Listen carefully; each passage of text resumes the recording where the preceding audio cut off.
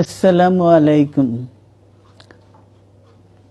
দীর্ঘদিন অসুস্থ থাকার পর আপনাদের সামনে কথা বলতে পারার জন্য আল্লাহর কাছে শুকরিয়া আদায় করছি।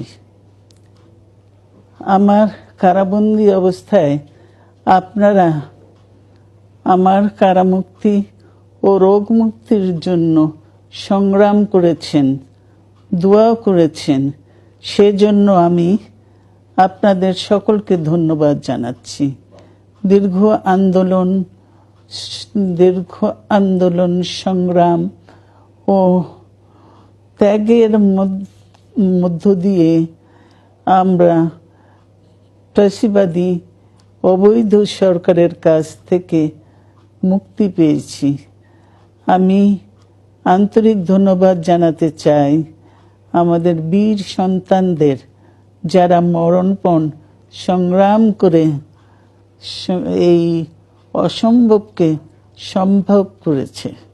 শত শত শহীদদের জানাই শ্রদ্ধা।